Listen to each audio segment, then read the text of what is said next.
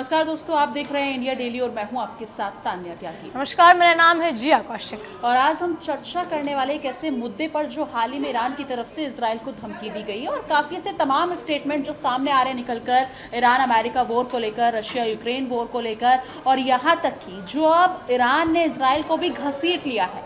लेकिन क्या वो सही है, क्या गलत है, ये तो अब आगे हम चर्चा करेंगे तभी क्लियर हो पाएगा। लेकिन आपको वो स्टेटमेंट बता देते हैं जिया, जिस हिसाब से ईरान ने बोला है। ईरान के जो लीडर हैं उन्होंने ये स्टेटमेंट दिया है कि इजराइल को मिट्टी में मिला देंगे। अब यहाँ पर ये मुद्दा है कि अगर एक बारी को सपोज ईरान मिला भी देगा तो जो उनके भाईचारे वाले जो भी रिश्ते चल रहे थे अमेरिका के साथ, तो क्या वो इजराइल का साथ देंगे या फिर वहां से हाथ मतलब पल्लू झाड़ के निकल लेंगे? देखिए, सारा मुद्दा तो शुरू ही इजराइल की वजह से हुआ है। मुद्दा तो ईरान इजराइल का था, वो इजराइल जाकर अमेरिका को लेकर आया है, तो उसमें ईरान की कोई दिक्कत नहीं थी। लेकिन ईरान का जो पक्ष है वो यहाँ पे साफ है। मैं बता दूं कि उसने कहा कि हम इजराइल को मिटा देंगे, भाई जो जड़ है हम वही जड़ ही खत्म कर देंगे, मुद्दा ही नहीं रह जाएगा।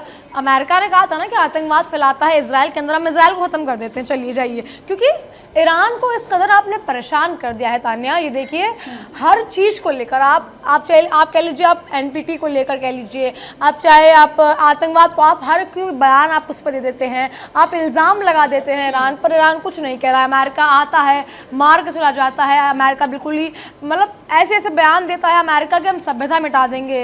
ईरान की छोटा मोटा बयान नहीं है, वहाँ पर रहने वाले हर एक इंसान का या हर एक आवाम की अब बात करें, उनकी रूह बसती है उसके अंदर। अगर आप इतना बड़ा बयान दे रहे हैं कि हम सभ्यता मिटा देंगे, whole civilization will be destroyed, ये बयान डोनाल्ड ट्रम्प का है, यूनाइटेड स्टेट्स ऑफ अमेरिका के राष्ट्रपति डोनाल्ड ट्रम्प का ये बयान है। तो मतलब ऐसे बयान आप ईरान को देते हैं और इतना परेशान आप ईरान को कर रहे हैं, तो कहीं ना कहीं तो ईरान भी पलटवार करेगा ना। इजराइल आता है, आप धमाके 2025 में कर जाता है, अमेरिका आता है धमाका कर जाता है, तो ईरान को भी दिखाना पड़ेगा कि ईरान ऐसा कोई देश नहीं है कि बार बार आके आप तमाशा मारे चले जाएंगे, तो ईरान सहता रह जाएगा। बिल्कुल बिल्कुल जी। लेकिन जिया, यहाँ पर ईरान के सहने की बात ही नहीं है। ईरान खुद में इतना कैपेबल है कि वो अपने लिए खुद से लड़ाई लड़ सकता है। उसको अगर देखा जाए अमेरिका की तरह, अमेरिका के राष्ट्रपति डोनाल्ड ट्रम्प की तरह चाइना जाके दरवाजे खटखटाने की जरूरत नहीं है, या फिर अगर देखा जाए पुतिन के जो भी मतलब उनकी दोनों की बातचीत हुई है, उससे इनसिक्योरिटी फील करने की जरूरत नहीं है। वो खुद में इतना कैपेबल है कि वो खुद के लिए लड़ सकता खुद में वो हम सब जानते हैं। यहाँ पर ये है कि आखिर डोनाल्ड ट्रम्प की दिक्कत क्या है, आखिर डोनाल्ड ट्रम्प को चाहिए क्या, वो कंफ्यूज क्यों है? बेसिकली डोनाल्ड ट्रम्प को कुछ नहीं, लाइमलाइट चाहिए। अभी आप ईरान का मुद्दा खल को खत्म करवा दीजिए, मतलब ईरान और अमेरिका के बीच में समझौता हो गया, मुद्दा हो गया खत्म, आपको नया देश ढूंढना जाएगा। फिर ये चीज समझ नहीं आई, जो खुद में मीडिएटर की भूमिका निभा रहे थे, मतलब अगर बात करें, हम समझ ही रहे होंगे लोग किसको कह रहे हैं हम, डोनाल्ड ट्रम्प ऑब्वियस है, जिन्होंने 9 युद्ध रुकवाए, लगभग 9 युद्ध रुकवाए हैं देशों के। अब वो अपना युद्ध रुकवाने के लिए बाकी मीडिएटर क्यों ढूंढ रहे हैं? और मीडिएटर भी कैसे ढूंढता है? पाकिस्तान जैसे जो खुद मतलब बिल्कुल मीडिएटर के लिए जाता है अमेरिका के पास। ही मुझे लगता है दोनों आपस में खेल रहे हैं कि मेरा युद्ध तू रुकवा दे यार, मैं तेरा युद्ध रुकवा दूंगा। अब पाकिस्तान जो है वो जाता है अमेरिका के पास, उसके दरवाजे खटखटाता, भाई प्लीज़ मुझे बचा लीजिए, ईरान से या माफ़ कीजिएगा इंडिया से बचा लीजिए, अफगान मुझे कुछ कह रहा है। और वहीं अमेरिका जा रहा है पाकिस्तान के पास।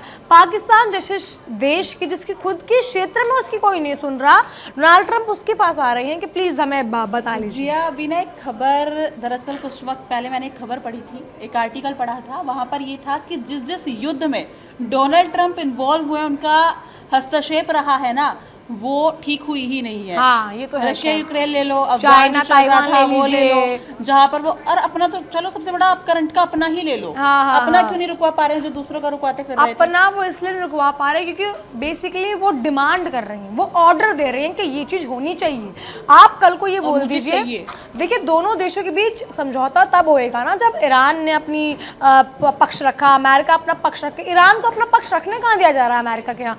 अब आप देखिए वो डिमांड है कि ईरान ये करेगा और ईरान ऐसा ही रहेगा। मतलब आप एक संप्रभु देश को बोल रहे हैं, आप एक इंडिपेंडेंट देश को बोल रहे हैं कि ये ऐसा होना चाहिए, वो गलत है। आपकी कोई नहीं सुनने वाला ना। तो आप खाड़ी, आप अच्छा ऐसा भी नहीं कि अमेरिका खाड़ी के अंदर है, खाड़ी के अंदर भी आप नहीं है, उसके बाद आप कोसों दूर बैठ के बोल रहे हैं कि ईरान को ऐसा करना है, ईरान ये करेगा। ऑर्डर वहाँ ईरान नहीं सुनने वाला है आपका। लेकिन जिया क्या लगता है जो स्टेटमेंट अभी ईरान का सामने में आया है, जिस हिसाब से ईरान ने, मतलब एक तो ये स्टेटमेंट नहीं समझ आ रहा, क्योंकि अगर देखा जाए तो इजराइल तो बैक फुट से खेल रहा था, कभी तो फ्रंट फुट पर आकर खेला ही नहीं है। अगर देखा जाए तो अमेरिका फ्रंट फुट से खेल रहा है, चाहे वो इजराइल की तरफ से खेल रहा हो, चाहे वो अपनी साइड से भी क्यों ना खेल रहा हो। तो क्या लगता है कि अगर ईरान ऐसा करता है तो क्या अमेरिका इजराइल का साथ देगा? अमेरिका इजराइल का साथ देखिए तब देगा ना जब अमेरिका को इतना कुछ मिलेगा। मतलब आप देखिए अमेरिका हर बार ऐसा होता है, हर बार इजराइल का साथ मांगा जाता है, इजराइल कहता है अमेरिका के साथ चाहिए, अमेरिका कहता है इजराइल का साथ चाहिए। इजराइल अगर लड़ना चाहता तान्या तो इजराइल अपने आप में सक्षम था, वो लड़ सकता था, लेकिन इस कदर आप लेकर आए हैं इस युद्ध को, इस मुहाने पर लाकर आपने खड़ा कर दिया है कि अब ना इजराइल ना घर का बचा ना घाट का बचा। बेसिक सी बात हुई है, आप हमेशा अपने बैक फुट से खेला है, ठीक है, आप अब आपके बोल रहे हैं कि ये चीज़ हो रही है वो चीज़ हो रही है, तो कैसे चीज़ चलेगी? वो बात ठीक है जिया, लेकिन यहाँ पर जिस हिसाब से अभी इजराइल ने ये भी डिमांड रखी थी कि अगर बातचीत या फिर समझौता होता है तो जिस हिसाब से, मतलब कहीं ना कहीं बाकी के देश चाहते हैं कि ईरान और अमेरिका के बीच में जो भी चल रही हैं चीज़ें वो क्लियर हो जाए, यानी कि युद्ध यहीं पर रुक जाए। लेकिन इजराइल की डिमांड है कि युद्ध नहीं रुकना चाहिए। अगर अमेरिका ने युद्ध रोक दिया तो कहीं ना कहीं इजराइल जो दोस्ती है उन दोनों की आपस में तो क्लैशेस हो जाएंगे। ये देखिए चीज़ें ऐसी हो चुकी है, डोनाल्ड ट्रंप फिलहाल जिस भी चीज़ में पढ़ रहे हैं वो चीज़ पेचीदा ही होती जा रही है तान्या।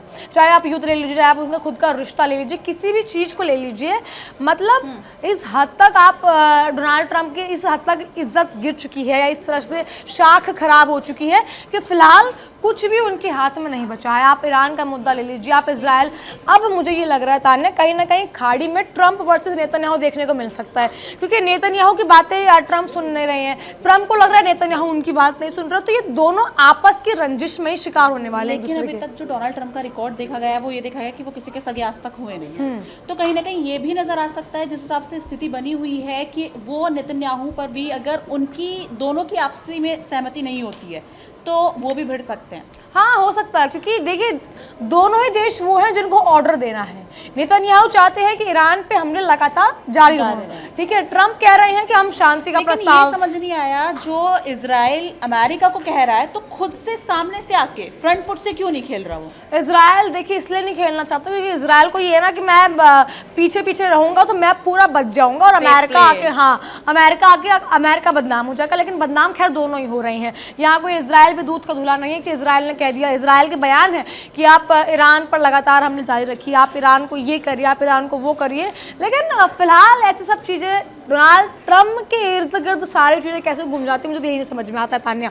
कहीं भी युद्ध होएगा, कुछ भी होगा, डोनाल्ड ट्रंप के इर्द गिर्द घूम जाएगा। इर्द गिर्द नहीं घूमती है, अगर देखा जाए तो बाकी के देश भी है, भारत है, क्यों नहीं इर्द गिर्द घूम रही? रशिया यूक्रेन वॉर भी चल रहा है, उनका इन्वॉल्वमेंट नहीं, क्यों नहीं घूम रही? क्यों? अगर अभी हाल ही में देखा जाए तो डोनाल्ड ट्रंप खुद चाइना बीजिंग में उनकी मीटिंग हुई है, उसके वहाँ से मिलने के बाद, मुलाकात होने के बाद वहाँ से कोई स्टेटमेंट सामने नहीं आ रहे, क्यों उन लोगों के इर्द गिर्द नहीं घूम रही है?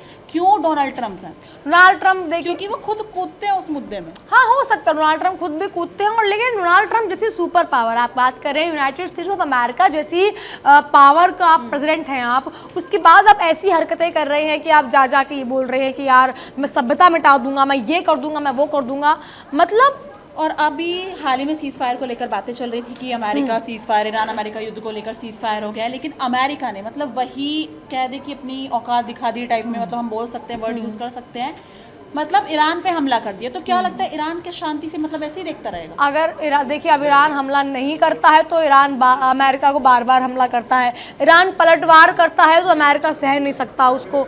कुछ भी कर लो, कहीं भी चढ़ लो, मतलब ईरान को आपको फंसाना ही है। 60 दिन का सीज फायर तो अमेरिका की तरफ से लागू किया गया था ना, क्या रहा उसका? हवा में धज्जियां उड़ा दी उस सीज फायर की।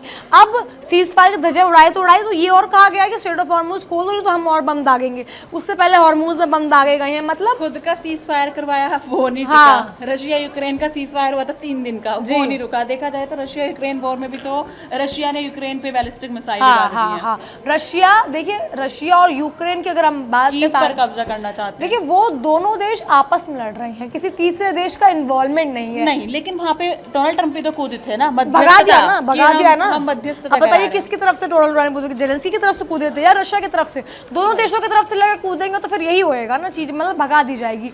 वहीं अब बात रशिया यूक्रेन की आपने करी, तो रशिया यूक्रेन का जो मुद्दा है वो पूरा की पूरा दोनों देशों के साथ मिलता है। वहाँ तीसरे देश डोनाल्ड ट्रंप जब आए थे उन्हें भगा दिया गया, लेकिन फिलहाल जो ईरान अमेरिका है वो इस कदर वो लड़ाई जो है वो बढ़ चुकी है तान्या, कि कोई भी देश नहीं चाहता कि वो लड़ाई आगे खींचे, क्योंकि वो तीसरा विश्व युद्ध बन सकता है। तीसरा विश्व युद्ध भी बन सकता है, बाकी के तेल भी सफर कर रहे हैं ऑयल को लेकर। हाँ, वो कर ही रहे हैं कि सबकी अर्थव्यवस्था कहीं ना कहीं चरमरा रही है। अभी देखिए एक देश का जहाज अगर वहाँ से नहीं गुजरेगा तो वो देश ऑयल नहीं जाएगा, ऑयल नहीं जाएगा तो वहाँ पे महंगाई बढ़ेगी, महंगाई का स्तर बढ़ेगा तो वहाँ पे मतलब हर तरह से पैसा भी, पाकिस्तान जैसे देश तो खत्म ही हो जाएंगे अगर बिल्कुल सबसे ज्यादा नुकसान तो मेरे हिसाब से पाकिस्तान को ही हो रहा है। लेकिन पाकिस्तान तो अगर जिया यहाँ पर सवाल ये भी है कि वॉर ईरान अमेरिका चल रहा है जी, तो क्या अमेरिका को पाकिस्तान का ख्याल नहीं आ रहा? अमेरिका देश दोस्त वो भी तो सफर कर रहा है ना। अमेरिका को देखिए पाकिस्तान का ख्याल जो आए चाहे ना आए, लेकिन वो देश हमेशा सफ़र करता रहा है। उस देश ने कभी कभी ऐसा नहीं कि हाँ हमने सफ़र नहीं कर रहे हम ठीक है, वो देश हमें सफ़र करा है। उसने कंगाली की स्थिति पर है फिलहाल पाकिस्तान। लेकिन देखना ये होगा तान्या कि लेकिन इस समय जो अमेरिका ईरान है वो किस हिसाब से ये सब चीज़ें चलाते हैं। बहरहाल इन सब पर आपकी क्या राय है हमें कमेंट के जरिए ज़रूर बताइएगा। फिलहाल के लिए इतना ही, तमाम खबरों के लिए बने रहिए इंडिया डेली के साथ और देखते रहिए हमारी खास पेशकश। देखिए इंडिया डेली 24/7 अब आपकी स्मार्ट टीवी पर। इंडिया डेली मौजूद है सभी डिजिटल प्लेटफॉर्म पर लाइव और लगातार। इंडिया डेली 24/7 हर दिन राष्ट्र को समर्पित।